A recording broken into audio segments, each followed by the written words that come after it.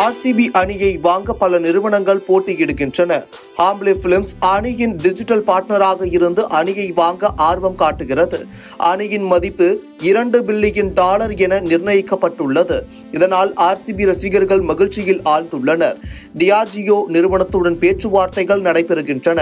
18வது IPL cricket தொடரில் Bengaluru Royal Challengers அணி பஞ்சாபை வீழ்த்தி முதல் முறையாக சாம்பியன் பட்டம் வென்றது. இதன் மூலம் 17 ஆண்டு கால கனவு நினைவுக்கு வந்தது.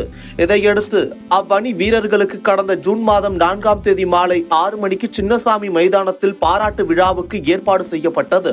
அப்போது சின்னசாமி மைதானத்தில் அதிகளவில் ரசிகர்கள் கூடியதால் கூட்ட நெரிசல் ஏற்பட்டு அதில் 11 பேர் உயிரிழந்தனர். இந்த சம்பவம் பெரும் சோகத்தை ஏற்படுத்தியது. இதன் காரணமாக அணி நிர்வாகம் மீது வழக்கு பதிவு செய்யப்பட்டது. மறுபுறம் கர்நாடகா உயர்நீதிமன்றமும் தானாக முன்வந்து இது குறித்து வழக்கு பதிவு செய்து விசாரணையை துவக்கியது. இதற்கிடையே இந்த சம்பவத்திற்கு பிறகு சின்னசாமி மைதானம் பெரிய நிகழ்ச்சிகளுக்கு பாதுகாப்பற்றது என அறிவிக்கப்பட்டது.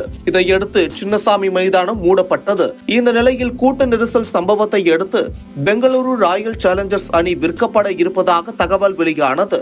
இங்கிலாந்தைச் சேர்ந்த முன்னணி மதுபான நிறுவனமான டியாஜியோ யுனைடெட் ஸ்பிரிட்ஸ் லிமிட் மூலம் ஆர்சிபி அணியின் IPL மற்றும் WPL அணிகளை நிர்வகித்து வருகிறது.